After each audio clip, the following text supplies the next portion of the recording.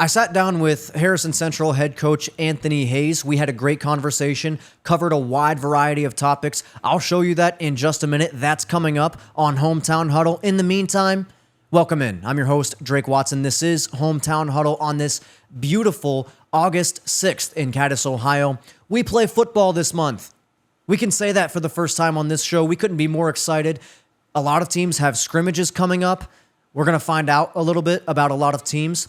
And we've got actual games coming up in just 15 days. Trust me, I'm counting down. 15 days before we play football on grass, under lights in the Ohio Valley. We couldn't be more excited. We've got a lot going on at Hometown Huddle as well.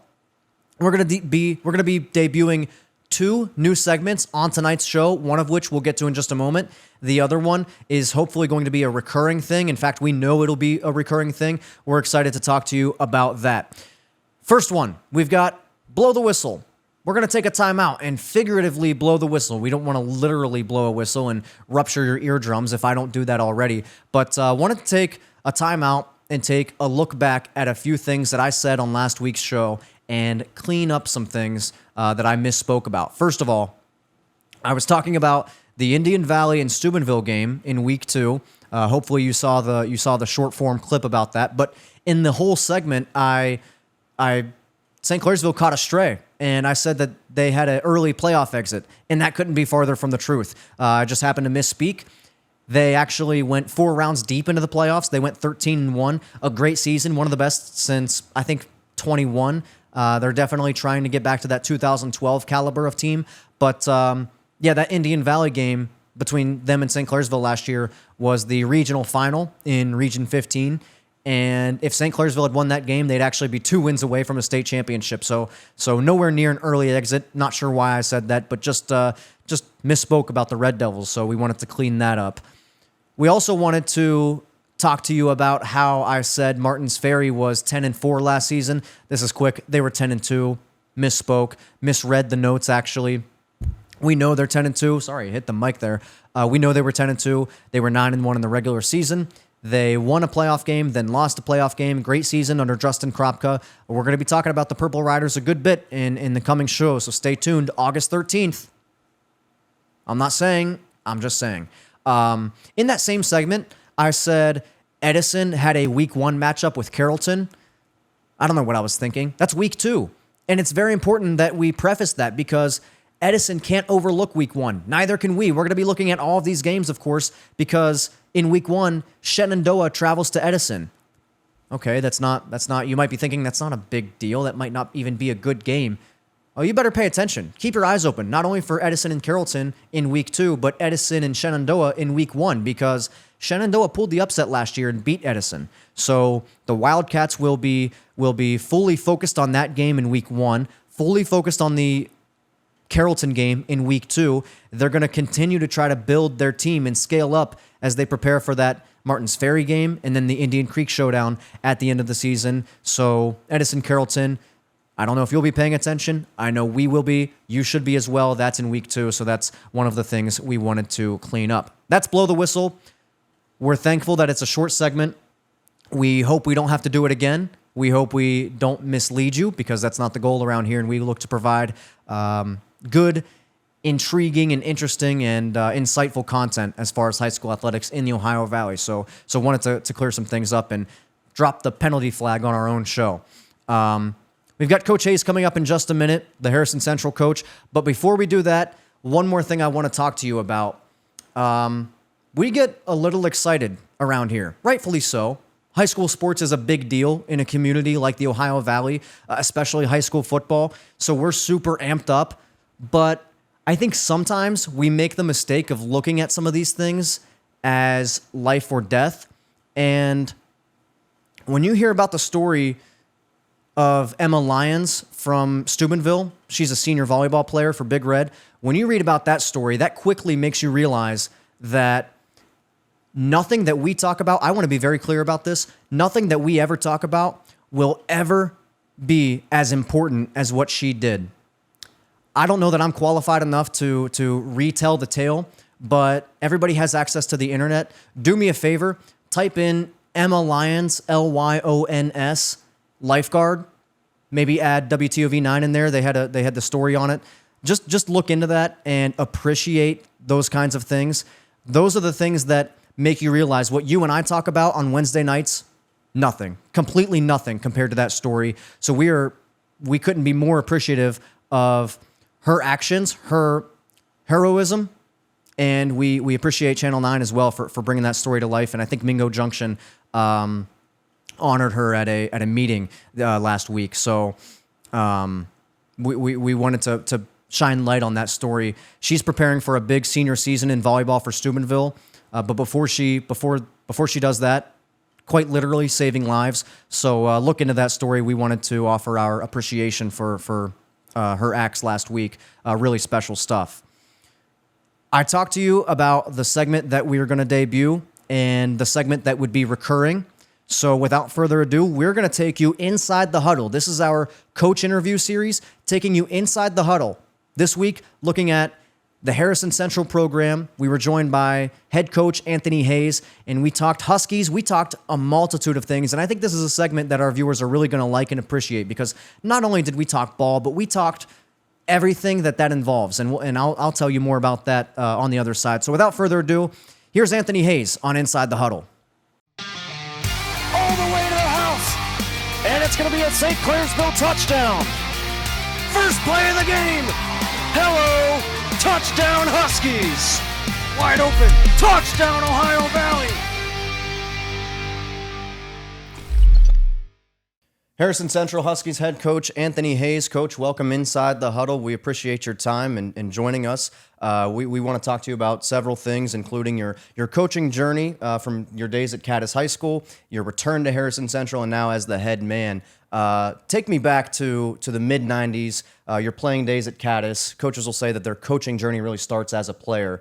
Take me back to that time and then where life led you, Northeast Ohio, coaching wrestling, all those things up until your return to Harrison Central as an assistant. Yeah, proud graduate, class of 96 from Caddis High School. Played football there, wrestled, played baseball. From a young age, from the time that I was old enough to know what was going on with the game of football, I was involved either as a manager / ball boy with the Caddis Cardinal High School football team, and then obviously through junior high school and into high school playing. And at that time, being a Caddis Cardinal football player was the mecca of everything. I mean, it was the biggest show around. So yeah, spent my high school career at Caddis High School. Enjoyed it. Wonderful experience there as a player and as a student. Graduated high school, accepted my first ever coaching job from my previous head coach, Brian Mays. He hired me as the head junior high football coach at Caddis Junior High. Really enjoyed that. I learned a lot. Probably learned what not to do more than I did anything else. But I cut my teeth there, and I give Coach Mays a ton of credit for having the patience and a willingness to give a young guy a try. From that point, went to college, spent time here coaching when we consolidated. Actually, pre-consolidation, obviously, for Caddis High School and Caddis Junior High. And then consolidation, I coached for Coach Suckosh. Rich Suckosh, and then coached for Coach Poblish as well, and then followed that up with Coach Kropka. As you know, we had a window there. We had multiple head coaches within a short span. Yeah. I think until Coach Kropka, as a matter of fact, no coach had stayed longer than 2 years. Okay. And then Coach Kropka stayed for 13 years. After the 2009 football season, we made our first ever playoff appearance where we faced Dover High School. At the end of that season, I got hired at a high school called Green High School, which is between North Canton and Akron. Okay. Division I high school. Got hired as the head wrestling coach of a program that they were getting ready to close the doors on. They were about done with it. I went on a whim and got the job there, and then served as assistant football coach as well. Spent a few years there, and then when I left Green High School, I took the athletic director job, an assistant coaching job at Northwestern High School, which is located in Wayne County, Ohio. Very similar community to here. Yeah. Ironically, their mascot's the Huskies as well, and their colors are blue and gray. Okay. Spent time there. I taught at Waynedale prior to doing that. Yeah, I was okay. scouts when I was Apple coaching Creek? at Green. Yeah, Apple Okay. Creek, Waynedale. And then I guess it's 2013. We found out we were having our second child, my wife Megan and I, and the then superintendent George Ash reached out and said that we have a job open. Would you be interested in coming home? And it was kind of like perfect timing, if there is such a thing. And he said, I'd really like you to coach back here, and we want you to teach. And I said, well, this might be the exact time to do it. So I talked to my wife, and she was ready to come home and be with the family. So probably a little earlier than what we expected. We wanted to go out and see what else was in the world outside of Harrison County. It was a great experience. But we moved back home, and matter of fact, Coach Kropka called me the night that I told Mr. Ash that I was coming home, and he welcomed me with open arms. Was excited to have me back, and spent from 2013 to 2017 on his staff again for a second stint. And then when Coach Kropka resigned and moved on to Wheeling University, I then accepted the head football coach job here at Harrison Central. There was a little travel in between there in a short amount of time that I'm sure we want to get to.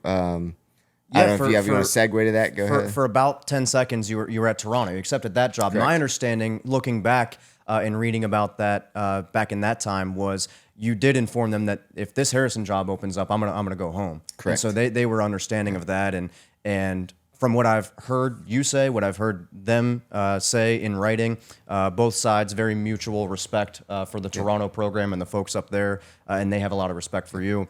I do have a ton of respect for the city of Toronto and the opportunity. They actually gave me my first opportunity as a head football coach. Yeah. So I have nothing but respect for them. I appreciate everybody that I dealt with there. Mrs. Taggart, Maureen Taggart, the superintendent at Toronto, was an amazing lady to work with, and they did. They understood and were okay with me moving on. It worked out well for them because they had a hometown guy there. Yeah. So it all worked out well. But yeah, I have nothing but good things to say about Toronto and Toronto City Schools. They did right by me, and I appreciate them. And they called you to be their coach before you were seeking out a head coaching position. Is that correct? It was kind of a feel out. I had some people in town down there reach out to me and contact me about the position. Okay. To kind of gauge my interest a little bit, to see where I was at on it. And to be honest, it's a good situation. It's a good school district. It's a good program. It's good athletic. Athletically speaking, they're very well known around the state of Ohio for having an outstanding athletic program. It was. I felt like I was a good fit there. Obviously, they felt I was too. Unfortunately, it didn't work out.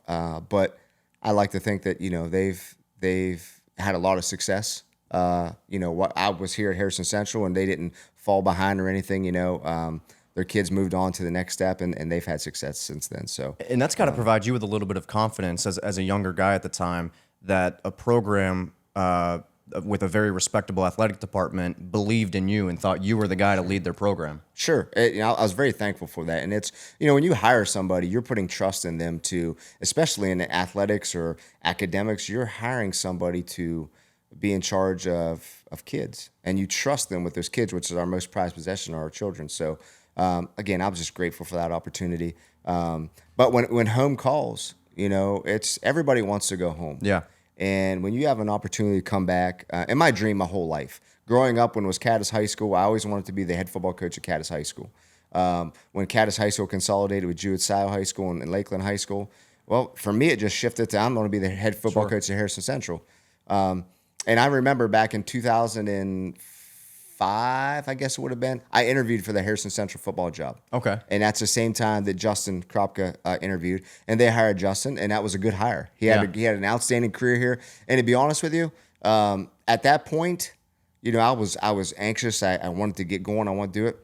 Now that I look back now, I probably wasn't ready. Right. So sometimes those people will make those decisions no better than we do. Yeah. My heart was broken, but I knew that gave me an opportunity to improve my skills as far as coaching, is improve my interpersonal skills with people. So it was a blessing in disguise, and I got to coach for a great guy like Coach Kropka, and I learned a lot from him. I think being able to look back and retroactively determine that that's probably the best thing that could have happened. Maybe not the best thing, but that was the right way for things to go in the course of life and everything. And I think as a coach, that's one of those things where you have to look at, sometimes you lose a game and you got to tell your guys, maybe that's, there's things that we could draw on from this loss, positive things that we could take away from that. And when you drill that into the mind of a 14, 15, 16, 17-year-old, they can take that with them in life. And then when something happens like what you just described and not getting that job in 2005, they can remember when they played and, this may not have worked out right now, but there's something good that can come of this. For sure. And I think it's our job as adults, not just coaches or business people or employers. I think it's our job as adults to share those experiences with the kids to help them understand that sometimes things don't work out the way you want to in your time, but eventually it's going to. And you just have to make sure that you learn from that experience and are ready the next time something presents itself to you. So you take over in 18, and you coach for several years, and all of a sudden it kind of spikes in 23. You have a 9-3 season, best season in school history, first playoff win in school history at Harrison Central. Talk to us a little bit about that season, and then as it relates to this upcoming season in 25, you went 9-3 and then 2-8. You can look at a lot of those guys, your juniors and seniors, and say, you guys remember what it looks like, what a successful season looks like, and you remember what a 2-8 season looks like. So now it's up to you guys to decide how hard you want to work to determine the outcome of this season. For sure, it's having that 9-3 season and eclipsing that first playoff win, achieving that first playoff win for our program. It was a very exciting moment, but it was kind of like a huge weight lifted off your shoulders moment where, there's been a lot better coaches than me that ever coached here. There's been some, maybe I don't know, maybe there's teams that better than the team that won 9 games that year. I don't know. But for us to be able to do that and accomplish such a feat, it was definitely for our seniors who set that goal from the time they were freshmen. But it's kind of like you went back and did right for all the people that came before you. I was around when we were 0-33. I remember those days. And I remember there was a young man, I won't mention his name in case he doesn't want me to, but I remember getting an invitation to his graduation party. And I wrote him, I went to the party obviously, and I wrote him a card, and I talked about how he and those other guys stayed around through the toughest times in our program, the toughest times we'll ever go through. And because of guys' commitment when things weren't going right, later down the road, at some point in time, we are going to achieve something that is so spectacular, and it's going to be due in large part to the fact that those guys didn't cash out of the program and let the program fold. Yeah. Those guys stayed true, tough through it all, showed up every day and went to work, and they made our program better. So that win was a great win for our kids. For me, I'm old. I've had my my moment. I've had my moments in athletics and things, but to watch those kids celebrate that, and to watch and get calls and texts from past players and past coaches, and Coach Kropko was one of the first people to reach out right away, of saying thank you for bringing this one home for us, and that was his words, bringing it home for us. Because he still feels a part of that, sure. And he was such a huge part here. So I think that was probably the thing that. That helps you sleep well at nighttime. You feel like it wasn't just a team accomplishment; it was like a community and generation accomplishment. So that was a pretty special moment. One of the things I'll never forget. Unfortunately, you flip that script and you go to the next year and you kind of almost flip your records around. And I think that takes you back to, that just shows you how short a lease is on winning. Yeah. Like success, you hear people say rent it, success is rent it, and rents due every day. It doesn't matter how good you were yesterday. It doesn't matter. Those are good for picture frames. They're good for sports memorabilia you got hanging up in your man cave. But when it comes time for kickoff the next season, nobody cares if you were 9-3. Sure. And we got that.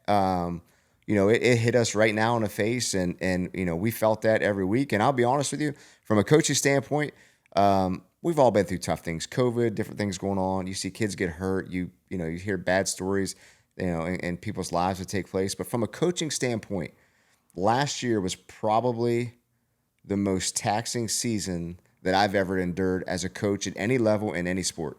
And it wasn't just a physically it was emotionally, it was mentally, it was questioning, am I doing the right things? Am I leading the right way? And then, you have that look in the mirror moment where you have to start thinking, the buck stops with me here. Mm-hmm. We know what we did last year because that's forever. We talked about losses staying in your mind. Yeah.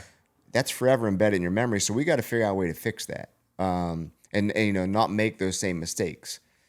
So that's how we geared our off season. Our off season with our players at the end of the year last year after the Buckeye local game, the Vales game, I met with our seniors in the locker room and we talked for probably an hour about what just had transpired in that season. Yeah. And that's gotta what be tough that to meant put it for all, next year. to put a whole season into words like that. It is. After one game. I mean, because you're 15 minutes removed from thinking about your play call. Yeah. And then you got to recap the entire season. I think a lot of people talk also about taking the next step when you have a successful year.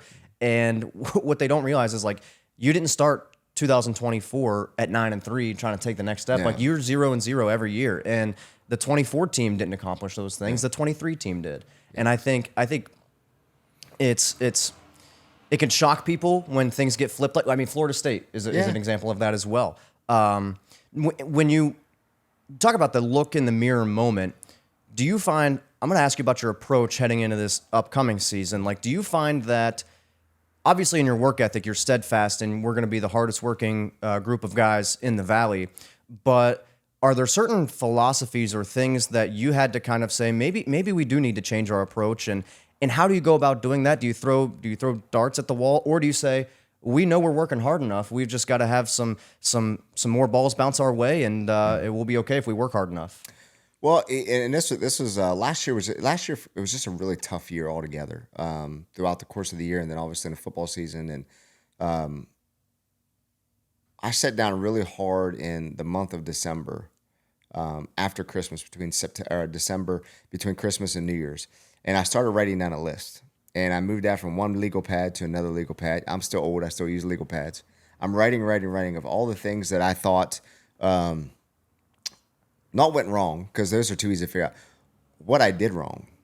How did I not do my job to put us in a better position to win? And I understand. I'm not one of those guys that just, I understand. Sometimes the ball doesn't bounce your way. Sometimes the kid doesn't take care of his responsibility, but at the end of the day, I still want to ask myself, what did I do? Did I not communicate well with our coaches? Did I not communicate with our kids? Did I not put them in a position to be successful? So I started writing down all these things. And then what I did is I looked at that list and I saw all these things that I thought were issues with me, I needed to fix. So I started creating a plan now how I'm going to fix that. And probably one of the biggest things I talked about in my writings to myself was I noticed, and losing does this. Losing creates division, because nobody wants to be part of a loser. Sure. That's life. It doesn't matter whether if you're a business owner, business is failing, and you got an employee, they're out of there before you close up doors, right? They want to be done. So the thing I noticed more than anything else was that our team had started to fray and separate, and it became a very a lot of isolation in different pods and things. And, and again, so for me, that falls back on me, and I need to focus on the things that creates a successful team, organization, business, whatever that is. And that starts with people, and you got to build people. So we put a lot of emphasis on that in the off season. We entered into this season here through spring and summer workouts, and now we're getting into fall workouts with 2-a-days starting today. We're kind of making sure we're not losing sight of that. We're not interested in putting 12 plays in. We're interested in putting 3 plays in and make sure we're working on 9 things that are making us better people and a better team. Yeah. Well, continuing on the topic of this upcoming season, you lose Michael Quito, talented running back. He's at Wheeling University, but you also, you lost him due to injury in the middle of the season. So you had a whole back half of your season to prepare for that. Who are you expecting to take that step up at running back and really carry the load for you this season? Well, we are in every year your team presents you with something else. I've been blessed, during my time here. I had Tyler West for 1 year with Tucker Colchap. I had James Brooks. We had Nathan Bertolino. We had Michael Quito. So we've had a run of really good backs. This year we have really good backs, but they're built differently. We have different type of players. We had, with the exception of Tyler, everybody else is a big, strong running back. Not many folks are built like Tucker Coltrane. No. So we had big, strong, power downhill runners. This year, we have some kids that can run to it, but we have a little different style of running back. So honestly, through camp and through into 2-a-days now, we've been rotating 4 to 5 backs in with first team reps consistently. So our approach moving forward for this year is, we're going to be positioned by committee. Yeah. So when it comes to running back, we're going to rely on any one of those guys to carry the ball 5 or 6 times a game. And I think that also will maybe take the load off of a guy, who's not built like a Michael Keto, who's not 6'1", 220 pounds, and can carry a load and carry the ball 250 times a year. Yeah. Well, these guys might only be able to carry it 100 times a year, but if you split that up between 4 or 5 guys, anywhere from 80 to 100 carries, I mean that's splitting it up nice and evenly. Guys are staying healthy. And I think the trend in the entire sport right now is you see it at the pros and you see it in the college game is 2 running backs that they alternate and play about half and half, and then having more guys to stay even more fresh I think is important. One of the things, and I'm not perfect at it, but one of the things I always try to pay attention to when looking at high school football and football in general is offensive line and defensive line, the depth of those position groups. Because, I mean, without any of those, if people talk about quarterbacks and receivers all the time, I always bring up the offensive line, because without that line, I mean, nothing happens. Now, without the quarterbacks, running backs, nothing happens either. But I think line depth is one of the most pivotal things for a high school group. How's that looking for you guys in 25? Yeah, you're right. The game of football is played at the line of scrimmage. If not, it would be 7-on-7. Yeah. I think I've always said when people ask me, what are your thoughts for this week in a game, the newspaper, whoever, what do you think? I said, well, whoever wins the line of scrimmage is probably going to win the football game, because football still comes down to blocking and tackling. This year we don't have great size. We just don't. We have a couple kids with decent size. We just don't have great size. We're built with more speed this year. Whether it's up front, whether it's in the second level or the third level, we have good team speed, and probably, I'm not saying we're Olympic sprinters, but probably overall team speed, this is probably the fastest team when you're talking about timing kids that we've had in our 8 years. So up front, on offensive line of scrimmage, we have right now where we have 7 guys there. We're just getting a lot of first team reps. On a defensive line, we've been rotating 6, 7 kids in. And the idea, again, is to keep them fresh.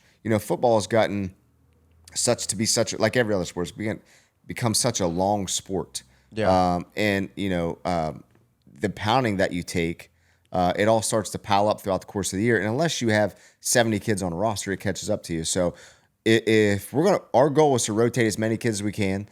It may be you may be in for 2 snaps, and you get out, and then I'm going back in for 5. But something to spell you in some way. So right now, I'm pleased with our offensive line play in camp right now. Kids are doing a good job. They're picking up. We've had bad days like anybody else, but overall, the kids they've worked extremely hard. A couple kids have played for multiple years or started for a couple years now, so we feel good about that. And then on the defensive side of the ball, Coach Namath's doing a great job with those guys up front. Albeit we're going against ourselves, so we'll get our first taste, is really see how we're gelling together next Friday when we play in our first scrimmage. But we don't have a ton of linemen, but we're going to play as many as we can, if that makes sense. So we don't have 25 linemen on the roster, but we're going to play as many linemen as we can. So you think what's interesting to me about that, what I took away from that, is the same approach that you just told me about with running backs and rotating. You're going to have 5 guys going in there. You're trying to have that same approach with offensive linemen and defensive linemen to stay fresh up front as well. You kind of touched on this a little bit ago, but I wanted to ask you and every coach we talked to, if you had to choose one thing that you would say most often decides a high school football game on Friday nights, what is that one thing? It could be depth, it could be health, it could be talent, it could be play calling. Well, and I know this is the answer that every coach gives you. There's so many factors that go in to determine what determines the result of a high school football game. There really is, and that's not really coach speak. That's true. I think if you're looking from a physical standpoint, like what physically determines the outcome of a football game, usually in my experience, it comes down to tackling. Okay. If you tackle well and the other team doesn't, your chances of you winning have greatly increased from a physical standpoint. But if I had to tie it all into overall, what I think, it's attitude. What is your attitude like going into that week of practice? What is your attitude like going into that week of the game? So everything you do, are you doing with a positive attitude? Are you making yourself better while also making others better? Because football is the ultimate team game. And it is the one sport that you can have the best guy on the field and not win. You can have the best guy on the field and get blown out. Yeah. Everybody matters. Everybody matters in football. So when people say, like, he's got the best guy on the field, well, there's been multiple times we've had the top 1, 2, maybe 3 best guys on the field, but if we didn't have the best team, we didn't win. Yeah. But from a physical, I think attitude is probably the most important thing. But I think from a physical standpoint, I think the team who tackles the best wins.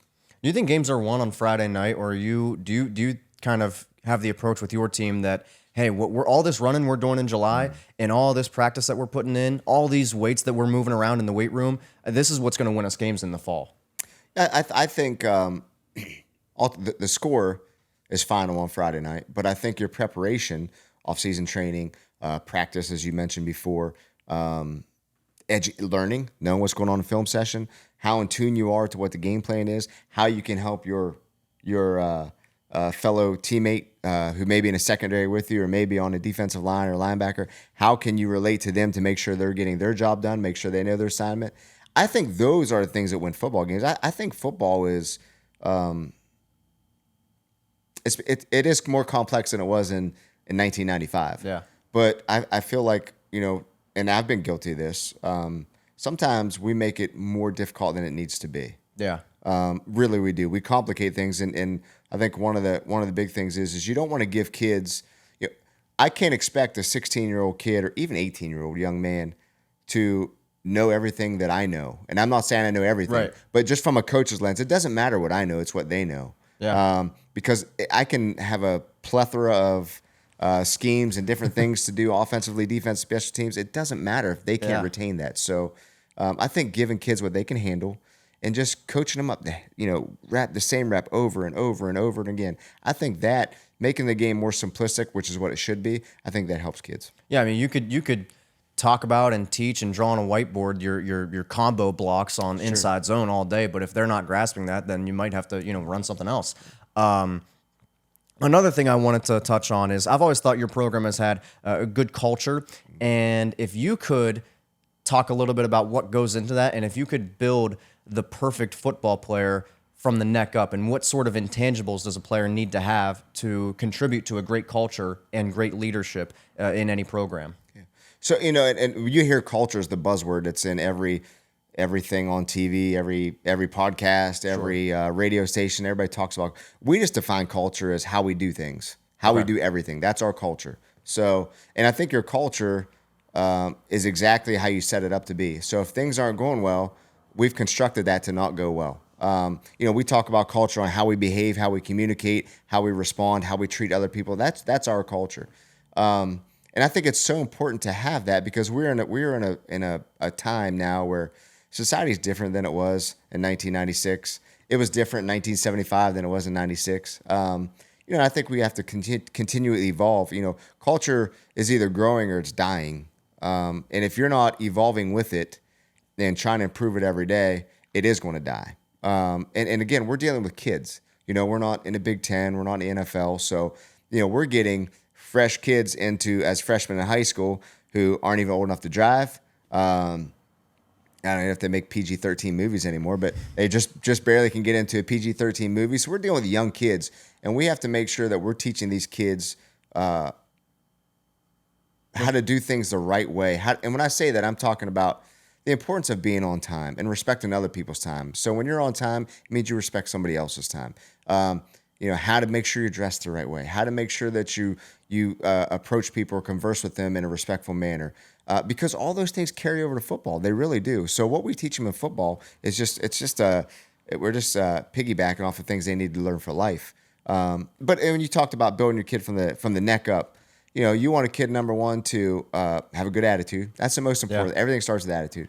And then you want to make sure that, not that they, we talked about communication earlier, and this is maybe off the map a little bit, but we talk to our kids now about communication, and everybody thinks communication is talking. Okay. And we do this. In school, we have speech class, we give reports, we give public speaking. The only class we don't have in school is listening. So it kind of seems weird, and you think about it, you're like, well, we have speech class, we have public speaking, we have get up and read in front of a class, but do we really teach our kids? And this isn't a knock on anybody, but I think about it as a parent, am I really teaching them how to listen? So, you want to make sure you have a kid, and when you're teaching these kids from the neck up, you want to make sure they're able to listen and retain information and process it to be useful. If you're just making them a robot and you say, do this, and they step with your left foot and they just step, they need to understand why this is so important. Yeah. What the result is going to be if they do it the right way, what the result's going to be not only for them, but for somebody else if they do it the wrong way. So for the neck up, we teach our kids first and foremost how to listen. Listen to what I'm saying to you. So when I asked you a question, if you were running wide zone to the right and you gap block down opposite way or something, and I go to the kid and I say, what was the play? Ask him to play. I said, were you covered or uncovered? They tell me if they're covered or uncovered. What was your step? I want them to be able to tell me, because now they're listening to what I'm saying. Now they're able to repeat it back to me. Now before I get to the end of about 7 questions that I ask them, they've answered their own question on about question number 5. Yeah. So yeah. If I was that would be it. We start off first and foremost teaching our kids how to listen. Let's talk about talent acquisition. You hear that. You hear about that a lot, especially in the college game and in the pro game. At the high school level, there's not a lot of that. Like, you don't have control over what talent you can acquire. The talent's walking around in your hallways, and the talent is decided by who moved into the town 20 years ago. But what you can do, and what you do have control over, is recruiting your hallways. And you maybe walk around and you see a kid that, man, he looks like he could be a good fullback for us, but he's never played football. What is your approach when it comes to walking up to him and being like, try it out, give it a shot? How do you sell Harrison Central football to a kid like that? Yeah, that's a really good question, because and times have changed so much. And I'm starting to sound like the old guy. I'm aware of this. But times have changed so much to where, you wouldn't have to sell anything to me. You had to keep me from going and wanting to be a Caddis Cardinal football player. It's the lights, it's the crowd. It's everything. It's just what everybody. You walked in a restaurant in the morning, everybody talked about the game the night before. But times have changed. Kids have more opportunities to do different things. They have things at their fingertips that they can find answers for. Life is really easy for kids from as far as acquiring wants. It's right at their fingertips. Yeah. So for us, you really need to. Number one is. I think, and I spent a lot of time in the hallways, especially this year, communicating with kids, getting to know them, trying to learn about them, to try to figure out a way that you can create a common bond with them. I think number one is you can't start off with, hey, this is a physical sport. You can't do that, right? Nobody wants to do that. So, you work with the kids and you work with their families. Because now it's like a package deal. It's like it's like college signing day. You got to get the parents on board with it too. Yeah. But you talk to them about, the only thing I can say to a kid is that if you want to be part of something that's special, and you want to be around people who care about you, and you want to have an opportunity to do something you've never thought you'd be able to do, then you need to come be with us. Yeah. And we have some other things that we do beyond that, but everybody wants to be part of something special. So when you're winning, that always helps a little bit. But they want to know, I think kids, I know even us as adults, want to know that that whoever it is that's seeking me out is truly interested in me as a person.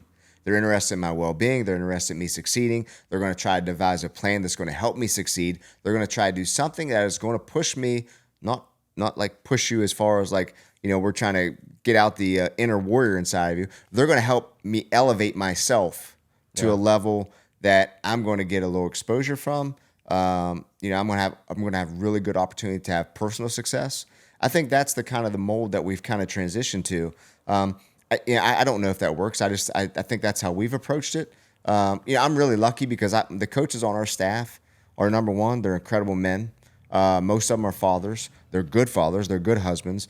They have great relationships with the kids in our school. So, we have those coaches on my staff that help recruit those kids along, and we're all selling the same thing. We're all selling the same product to them. We're not guaranteeing this, not guaranteeing that. The only thing we are guaranteeing is that we're going to love you, we're going to care about you, we're going to teach you whatever you need to be taught to become a better young man. Yeah. And at the end of the day, that's our goal. Wins and things like that. We're going to teach you things that you need to win. We're not going to teach you how to win. We're going to teach you things that will help you win. Yeah. So that's kind of the focus on us. And we have a lot of other props. We got social media stuff. Sure. We have T-shirts. We have all the fun things that everybody loves. But I think being real with kids now is the way to be. And I don't think you can go kick the door in like you used to. Yeah. And do a bunch of curls and go up and flex your arms and say, hey, come play the game of football. I don't think it works like that anymore. To bring it full circle, do you look for trying to get that like look in the mirror moment out of kids? Because whether it's easy when you're winning, but when you're losing, they can kind of, or maybe they had a bad day of practice, they dropped the pass, they missed a block.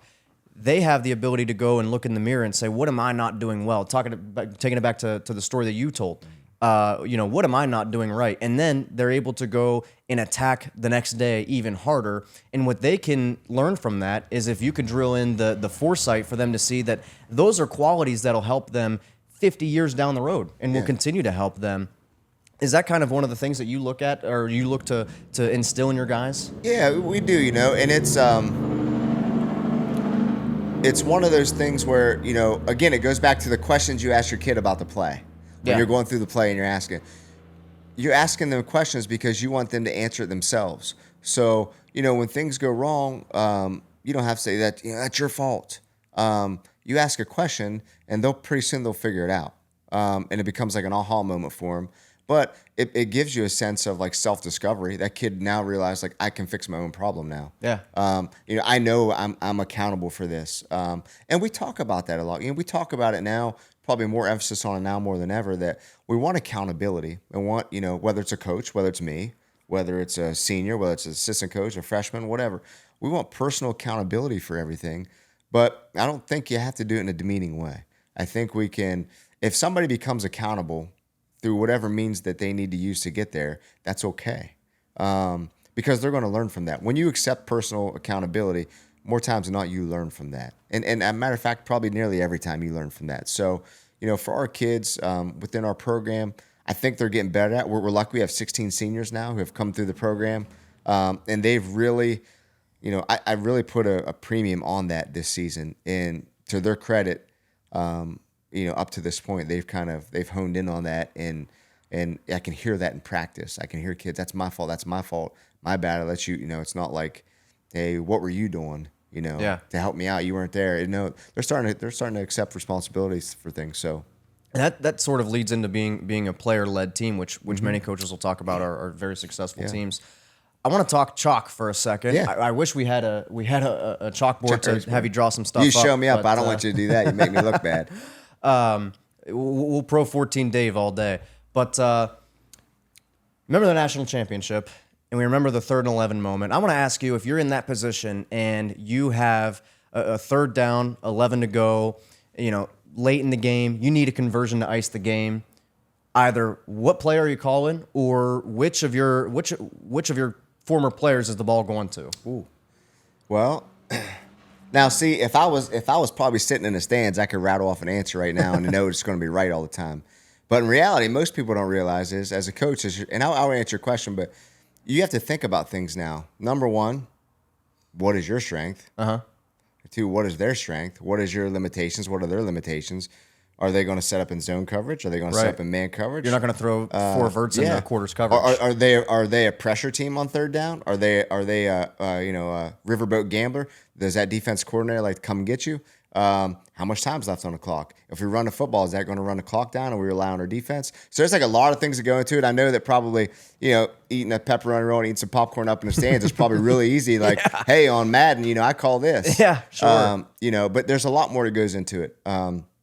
But to humor the question a little bit, God, we've had so many good playmakers here. And I'll go just during my time. I know Coach Crop probably talked about, I won't touch on his time, but I'll go from my time from 18 to now. We've been really lucky to have 2 really good playmaking quarterbacks over for a 6-year span. For 6 years, I had 2 quarterbacks. I had Kobe Mitchell and I had Hayden Cassidy. Both those guys were incredible at making plays. So on any given play, either one of those guys could make a play. And keep, break a long run or seal the game for you. Right. And then if it's 3rd and 11, I'm probably not running the football unless I get a chance to run the clock out. And I guess I look at probably 2 receivers that I had. Trevor Carmen, who I think in 4 years of high school football dropped 3 passes in 4 years, I think. And some of those might have been borderline drops. Incredible hands. And probably Parker Hutton. Parker Hutton was just nothing but steady and good, at his job at whatever it was. So if I was going to, Kobe Mitchell's the greatest athlete that ever played Harrison Central, in my opinion.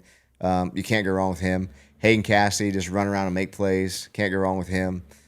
Trevor Carmen's incredible hands. Always come up with a big play for us.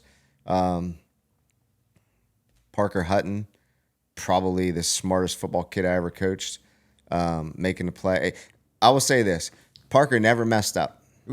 He's never messed up. Were those 4 guys were on there? There's got to be a year all 4 of them guys were on the same team. Yeah. So Kobe's senior year, COVID, 2020. COVID year. We had Parker was a freshman. Trevor was on that team. Hayden was a Freshman. And Trevor was a junior. I mean, that was those guys were. Kobe had some good weapons there. Yeah, we were a little light up front in the box, not real strong. Wide front. splits too. Yeah, really wide splits. God, I think it's just I love them all. I don't want to pick them all, so I won't. I just put those 4 up there, guys, just making plays and what their strengths were. If I give you my play call, somebody from Edison or Ferry or somebody might be listening to it. But I would tell you this: if it was man coverage, Sale? Sale's a great play. Sale's a great play. I probably would run some type of rub route if it's man coverage, probably with some type of motion. And if it was zone coverage, I'd probably run a choice route to a single receiver. Being that those and we would tie up to where we would formation it to where the quarterback would be isolated on a Mike linebacker. So either one of those guys would outrun any Mike linebacker we played. Outside of Harrison Central, out of all the places in the Valley or that you've been to or experienced, what's the best stadium or atmosphere, environment in general that you've been at as a coach or whatever? I'll go from a coaching standpoint because there's so many good ones I've been to as a fan. Outside, Wagner Field's the best by far, hands down. There's nothing that beats Wagner Field. It's the greatest environment known to man. But outside of Wagner Field, if I had to find a runner-up, I'd probably say I've been a part of 2 really good environments outside of here. Ridgewood High School. For a high school football game, their environment. I don't know if it'll change now. They're getting turf. They had that really nice natural grass, and I think that kind of added to it. But incredible fan and student section. Their fans were in tune to the game the entire game. Yeah. There was no sit on your hands. No. They made noise the entire game. And I remember we were playing that game in the playoffs against them, and I remember in the pregame, and you would have thought they kicked off already. Really? That crowd was so loud and so into it, they never sat the entire time. They didn't have their arms folded sitting on their hands or on their phones. No, they were up cheering the entire game. They knew what down it was, I bet. That atmosphere was amazing. So shout out to the Ridgewood General community. They have an outstanding atmosphere. And I'd probably say next to them would probably be Ridgewood's definitely the best outside of Harris Central. Then I'd say South Range. Okay. South Range had a great atmosphere as well. Not quite as good as Ridgewood, but it was cool. It's one of those things like it's almost you feel like that's all they got. Is that football stadium. I want to talk to you. Caddis is like the epicenter of a couple things, and like you got Route 9, 22, and 250 all kind of coming together here. And somebody who's at the crossroads of all those stops in Caddis, and they're just starving. Where do they go? Well, I'm going to my house because my wife's a really good cook. That's a perfect answer. Can't go wrong. They're all good. They're all good. They're all good people. They all give generously to our community. If you're driving through Caddis, where you're by way of 250, Route 9, 22, you can't go wrong wherever you stop. Yeah. Wherever you go, you're going to be treated with kindness, and they're going to welcome you, and you're going to get a great meal. Great meal. Great meals in Caddis, and great football coach, Anthony Hayes. We appreciate your time. I appreciate you. Thanks for having me. There you have it. Anthony Hayes, head football coach at Harrison Central. Great stuff. He so graciously made the 30-second trip up to the studio, so we appreciate him and his generosity with his time. I want to respect your time as well. He went for a while, frankly, because he had so many good things to say, and we really appreciate the conversation he had. But I've got a few more things to talk to you about tonight, all good things, but I want to be respectful of your time and do so in a brief manner. So I just wanted to talk about the game of football and the impact it can have on somebody's life. And you talk to somebody who doesn't watch the game of football, and concepts like second down, extra points, and gap scheme blocking, that's Chinese to those people. But what they do understand, and some of the concepts that transcend football and they're applicable in life, are some of the things that Anthony touched on. When he talked about writing down his shortcomings as a leader, as a coach, and coming up with a plan to help his team succeed and turn things around. Frankly, that's what they're trying to do, is turn things around at Harrison Central after a 2-8 season. You talk to anybody who's gone through any kind of adversity in life, people that couldn't be further away from the game of football, and they'll tell you how important it is that they wrote things down and they came up with a plan to develop further and turn things around in their life. I think that's one of the things that is very applicable to life outside of football.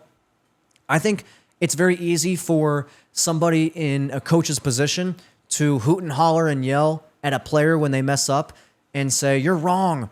What are you doing? You messed up."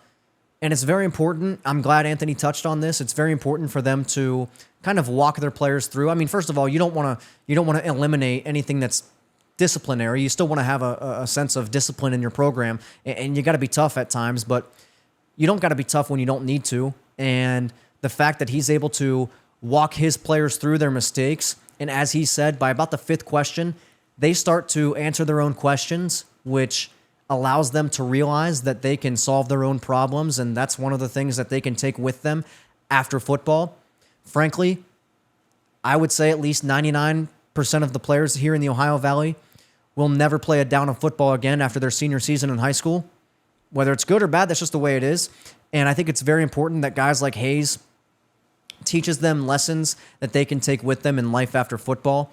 And I promise you, I'm not just saying this because I played for the guy, but he's one of those coaches that just as much as the schematics, how to block and tackle and how to run wide zone, he cares about their lives outside of football. And that's good stuff. And some of the other coaches that we talk to will echo those same sentiments. So we're very appreciative of Coach Hayes and the conversations that we had. And the Inside the Huddle series rolls on August 13th. So make sure you're tuned in to Hometown Huddle. We've got more great conversations lined up. Hey, quick timeout, little stoppage in the action. I wanted to ask you, are you following the page? Are you liking the videos? Subscribed on YouTube? 5 stars on the podcast format? If not, that's all we ask of you, and we will continue to strive to give you great quality content week in and week out. All we need you to do in return is tap a button on your cell phone or on your laptop or wherever you may be. That helps us out immensely. That helps us deliver great content to you. And there's no strings attached, no expense to you. You hit the button, you go on with your day. That's all we ask of you. We hope you enjoy the content. And with that, back to the show. I want to continue the Biggest Games series. We hope you've been enjoying that as much as we've been enjoying bringing that to you and diving deep into the weeds of these matchups. I want to put a different spin on it this week, though, as we talk to you about some more games. I want to look at these things from a what-if perspective as we kind of do some mental exercises here on this show. First team we'll talk about is St. Clairsville. If you're a Red Devil in any way, kindly excuse yourself from this rhetorical conversation we're about to have as I ask the rest of the Ohio Valley, what do you think of when you think of St. Clairsville football? I think a lot of you would say weak schedule. They don't play the big schools. They don't play a tough schedule every year. The Red Devil folks can join back in, because I'm here to tell you they could go 6-4 this year. I'm gonna pause so some folks can gasp. I don't think they're gonna go 6-4, and if they do, I don't think it's because they have a bad team. I think it's because they got a tough schedule, and they've got 4 games on their schedule that could easily go either way if they don't bring their A game. The 6-4 scenario, I don't really think is in the cards for St. Clairsville. I don't think that's likely. Of course, it's possible. It's possible to go 0-10 because the games aren't played on paper and they're going to play every game on their schedule. But there's 2 scenarios. One, they go 10-0. Great. You and I don't have anything to talk about. But what if they go 8-2? I look at the Norwayne game that's on the road. That's not an easy drive up to Norwayne. Some folks would say that Norwayne is supposed to win that game. Their words, not ours. The Red Devils have a road game against Wheeling Park, a road game at Bel Air, the only Saturday afternoon game on Bel Air's schedule. I'm here for it, creating adverse conditions for your opponents. St. Clairsville hosts Bloom Carroll, and then they go to Indian Creek. The what-if scenario I want to throw at you is, what if they go 8-2? What if they split those 4 tough games and they go 8-2 overall? Where do the playoff ratings sit for St. Clairsville at that point? Do they have enough points to earn a first-round bye still and get one of those top 4 seeds? Them bringing their A game and winning some of those tough games, those kind of toss-up games, I guess, if you will, them winning those games could be the deciding factor as to whether or not they get a first-round bye in the playoffs and a top 4 seed, or if they have to play in the first round, They lose a week of rest. They don't necessarily have the kind of depth they've had over the last few years. I'm not saying they're going to have depth issues, but you definitely would prefer to sit on the couch and watch film for a week as opposed to having an extra game. Do they lose themselves into a scenario where they get a 9 seed or a 10 or 11 or 12 seed and they have to go on the road in the first round of the playoffs? Unlikely. But what if? What if St. Clairsville goes 8-2 and what if they lose a bye week in the playoffs? Likely, I think it's likely they go 10-0, 9-1, maybe 8-2. I don't think several losses is in the cards for St. Clairsville, but something to think about as we look at those biggest games: the Norwayne, Park, Bel Air, Bloom Carroll, and Indian Creek, the biggest games on St. Clairsville's schedule.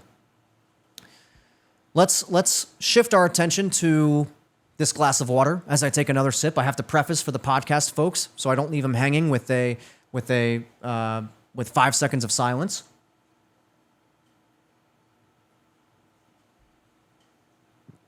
Great stuff, once again. Let's talk about the milk jug.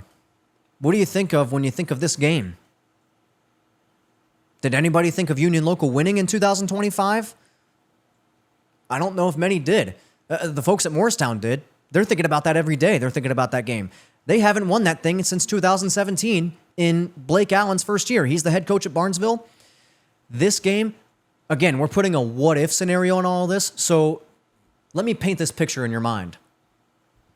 Union Local and Barnesville, 9-0, both of them, heading into Week 10, rivalry game, the milk jug on the line, UL trying to steal it back for the first time in 7 years. What if Colby Carpenter throws a dart late in the fourth quarter to Landon Beedling? He catches it, breaks a tackle, runs down the sidelines, and scores a go-ahead game-winning touchdown. What if that happens? Obviously, you have Union Local going 10-0 and most definitely securing a first-round bye in the playoffs, and you have Barnesville going 9-1 for the first time since before 2022. I want to look at this from a Barnesville perspective and look at the two scenarios as they will, in this hypothetical scenario, as they'll be heading into the playoffs off of a loss for the first time in forever, what feels like. There's two scenarios here. I think they go into that playoff game with their hair on fire and they play mean and angry football and motivated football, and they just obliterate whoever they draw in the first round of the playoffs. It'll be a faceless opponent for them. Things that would make you think that they should put the TVMA signal up on the corner of the screen. And if that's the case, then kudos to Barnesville, and that's what they're looking to do anyway. But what if they come out flat? What if they can't get the UL loss out of their heads? The potential UL loss in this what-if scenario. What if they can't get that out of their heads and they come out flat in their first playoff game? And they go 9-2 and they lose in the first round. I don't think many folks in the Ohio Valley would bat an eye at that because 9-2, 10-1, what's really the difference? But that's a big difference for those folks. I mean, they practice in a way that allows them to expect to win every single game they play. I think every team does that in the Valley, but Barnesville could just as easily go 10-0. They could blow out Union Local. Union Local could blow out Barnesville. I think that's why it's a big game. And we have reason to believe that it could be a close game this season because some reliable sources have told us that Union Local and Barnesville could be on a collision course for a great game over the milk jug in Week 10. And again, that game is at Morristown this season. The last game that I'll talk to you about is in Week 3, Shadyside at Buckeye Local. A game between two opponents who, for reasons they're well aware of, are kind of similar. Both of them are trying to get their programs back on track and turn things around and get back to previous winning ways. Can you believe that this series started in 2021? I would have thought that they would have played several years before that, but their first meeting was in 21. They've played 4 times. Series is tied 2-2, so the series lead is on the line in Week 3 at Buckeye Local when Shadyside comes to town. I think it's going to be a great game. Buckeye Local won at Fleming Field last season, 41-20. Both wins for Shadyside in the 4-game series have been shutouts.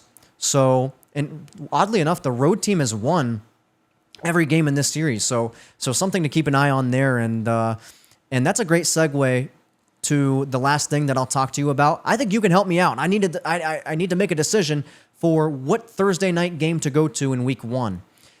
I probably, like many of you, am in a position where I can't really pick and choose which games to go to on Friday nights because I'm kind of tied down. Still involves high school football, because if it didn't, I don't think I'd be qualified enough to talk to you about it. But I don't have the luxury of choosing which game to go to every week. So I have to pick out these Thursday night games and these Saturday games, and you get some great environments. Had a lot of great environments and great experiences last year doing this. But week 1 is approaching fast, and Bel Air plays at Buckeye Local, and East Palestine plays at Shadyside. I'll tell you this, I think one of those games could be a blowout. We don't know. I think one of those games could be a close game. We don't know. I'll also tell you, I've been to Buckeye Local and Bel Air. I've seen both of those teams in person. And I've never been to Fleming Field. I've never been to Matt's Tiger Pub. So I may have a lean, but I need you to help me out in determining which game to go to. Some numbers floating around tell me that East Palestine at Shadyside could be a very close game. So we're looking to have a great time in week 1, and I'll have great firsthand experience, and we'll talk about that game coming back on August 27th on our week 1 reaction show and our week 2 look ahead show.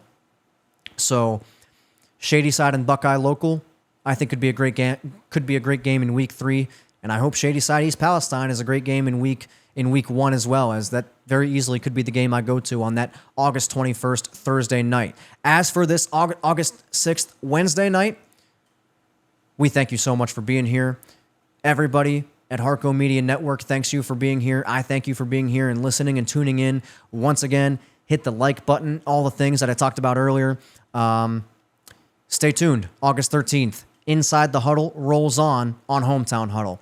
So for everybody at Harco Media Network, I'm Drake Watson saying thanks for watching. Thanks for listening. Until next time, I'll see you very soon.